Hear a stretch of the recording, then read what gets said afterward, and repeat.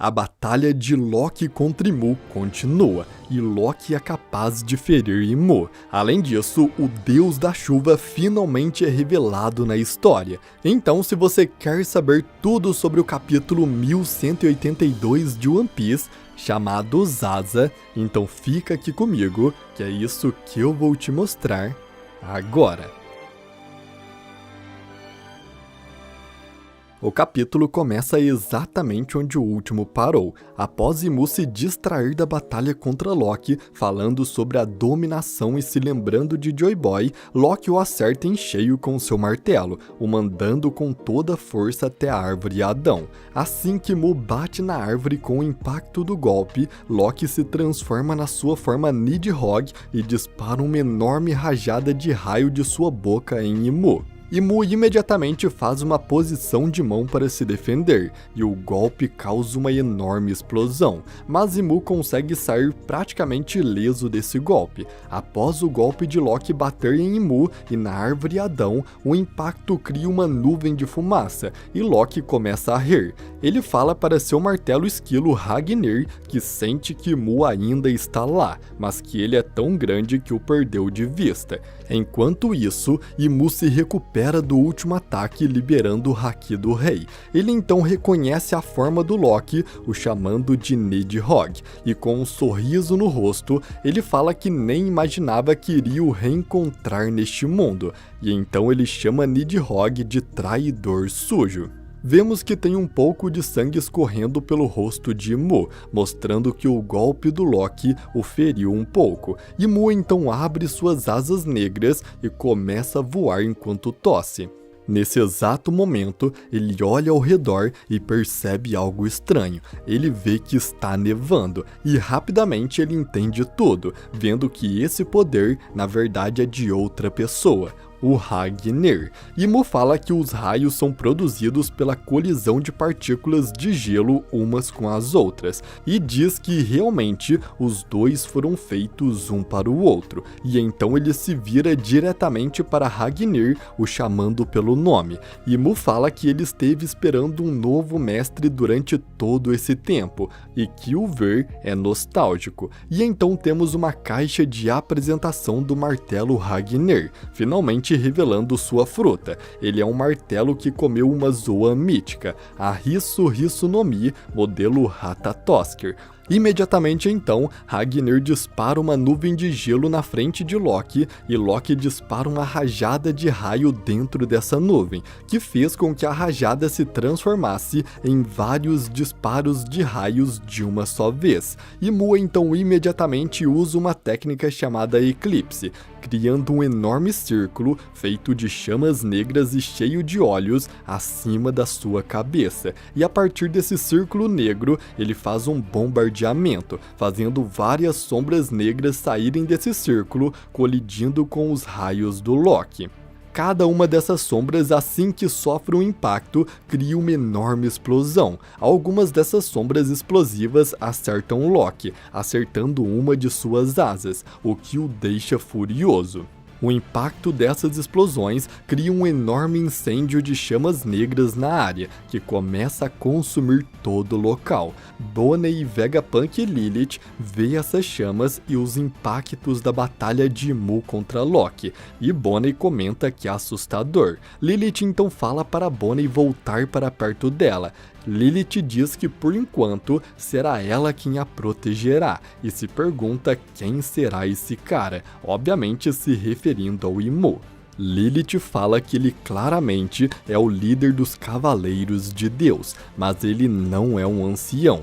Vegapunk fala que o governo mundial é uma organização gigantesca que existe há 800 anos, então é perfeitamente normal que as lutas pelo poder envolvam a escuridão, e que se for esse o caso, mas antes de terminar de falar, de repente Bonnie dá um grito. Ela vê o Sanji se levantando todo machucado depois de receber o golpe do Imu, e Bonnie fala para ele parar porque está machucado. Mas Sanji diz que não pode ficar ali, e um pequeno flashback de alguns minutos atrás começa. Após Kiringan receber o presságio de Imu, ele se recupera completamente. Ele então se aproxima do Sanji caído no chão após ter sido atacado por Imu e começa a rir. Ele fala que nem precisou cuidar do Sanji e que o simples fato dele ainda estar vivo após receber um golpe do Imu já é uma verdadeira anomalia. Sanji, com seus últimos esforços, pergunta onde ele está indo, e Kiringan responde que irá alcançar seu objetivo inicial. Ele então fala para o Sanji se ele por acaso consegue sentir agora esse novo poder que se consumiu dentro dele, e então com um enorme salto perto do Sanji, Kiringan vai embora enquanto o impacto do salto acerta o Sanji, mostrando que após Imu lhe dar o presságio, ele ficou ainda mais poderoso. Agora no presente, após acordar, Sanji se levanta mesmo machucado e fala que o plano do Kiringan é tentar pegar as crianças gigantes de novo, e saindo correndo, ele fala que não pode simplesmente deixar isso acontecer, já que esse é o país que o Sop e Luffy admiram, então eles devem proteger Elbaf. E saltando, Sanji grita que essa é a terra das belezas gigantescas. A cena então muda para a biblioteca da Coruja, onde Sal e Robin estão. Após chegar na biblioteca depois do incêndio, eles percebem que ela estava vazia, que nenhum livro estava nas prateleiras e que a Coruja Biblo também havia sumido. De repente então, eles encontram uma passagem subterrânea atrás de uma das portas, encontrando uma sala secreta, o que deixa Sal surpreso, porque ele não sabia sobre isso.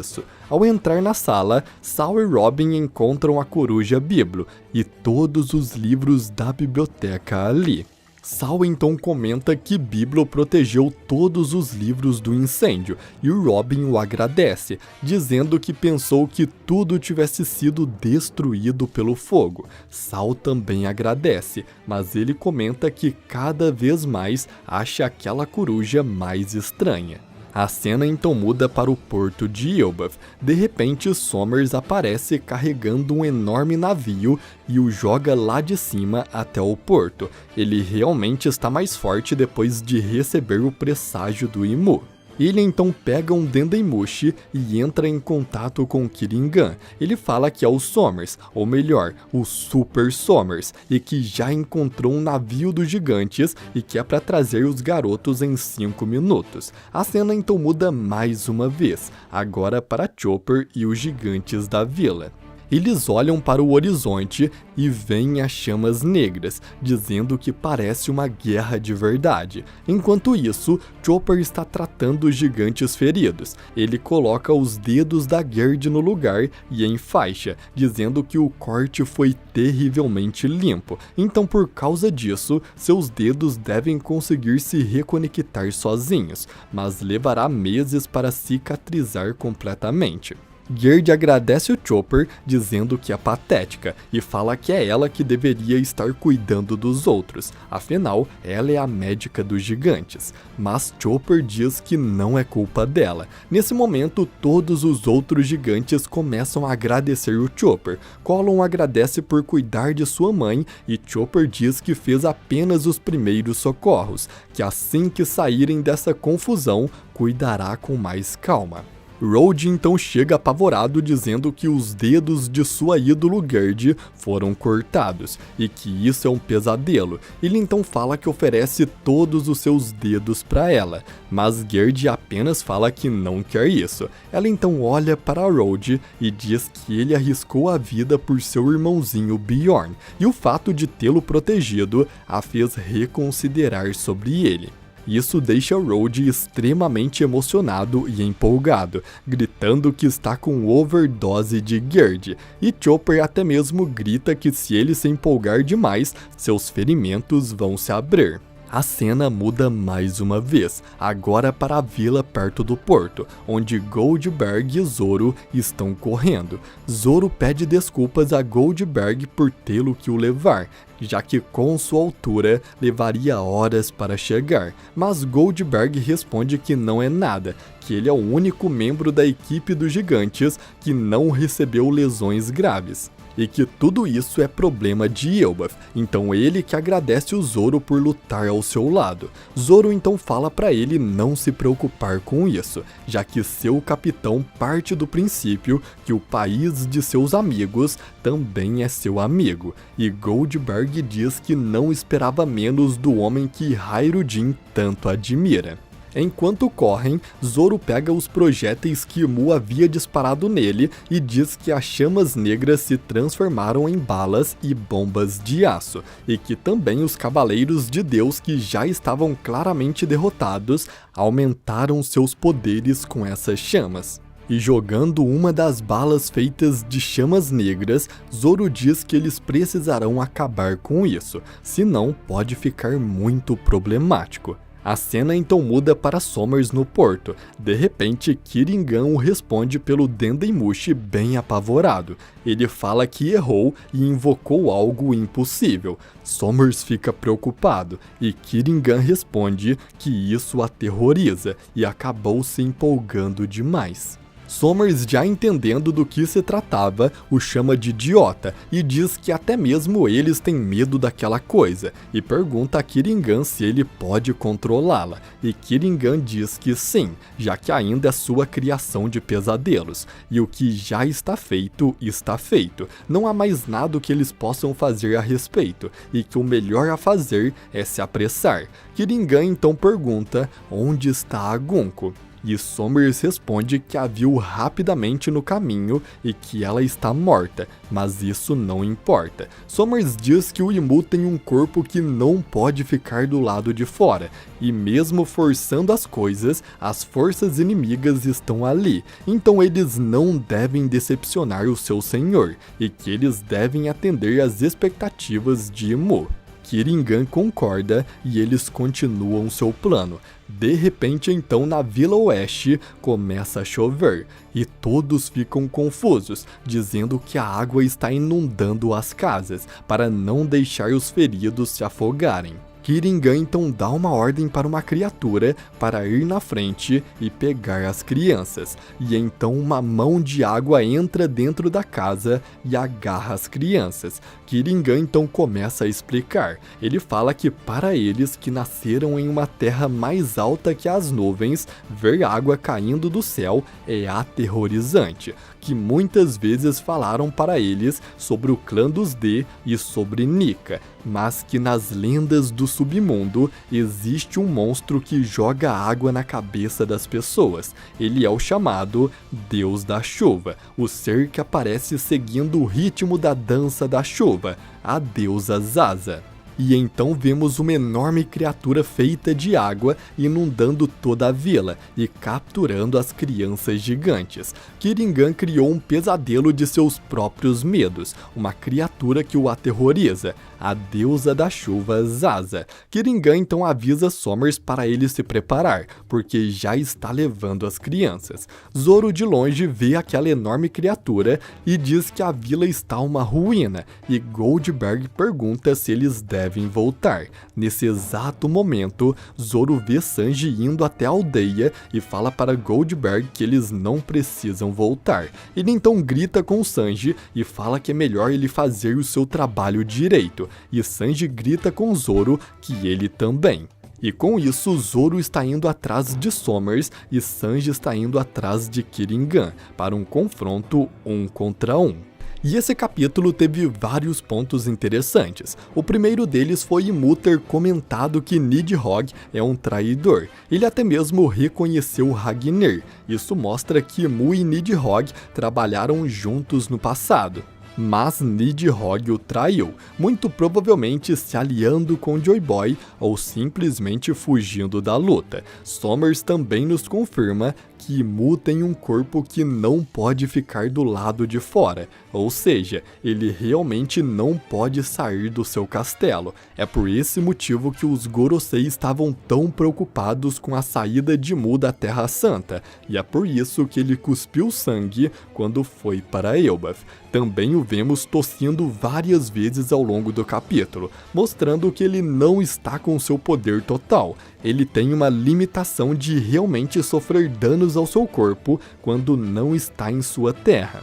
Outro detalhe interessante é que agora está confirmado que Ragnir é um martelo que comeu uma zoa mítica, e então ganhou vida. E como Ragnir é do século vazio, isso quer dizer que antigamente já existia tecnologia de dar frutas para objetos inanimados, como um martelo, por exemplo. E isso faz muito sentido, já que Vegapunk faz isso atualmente, e de acordo com o próprio Vegapunk, sua tecnologia nada mais é do que uma cópia do que já existia no passado.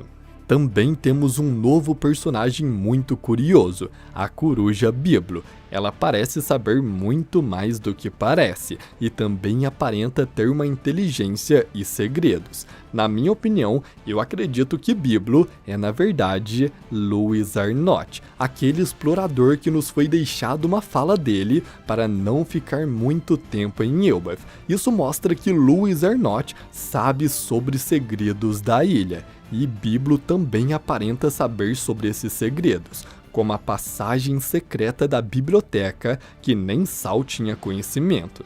E por fim, com certeza a parte mais interessante desse capítulo foi a revelação da deusa da chuva Zaza, que Kiringan cria de seus próprios medos. Isso nos confirma que o deus da chuva realmente existe em One Piece. No flashback de Noland em Skypiea, os Shandians mencionaram 4 deuses: o deus da terra, deus da floresta, deus da chuva e deus do sol. Agora sabemos que o deus do sol e o deus da chuva realmente existem, e isso nos mostra que o deus da terra e o deus da floresta também são reais. Então ainda temos 2 deuses pelo mundo, além do próprio deus da chuva, que ainda não sabemos quem é, que eu vou trazer uma análise completa para o canal como próximo vídeo.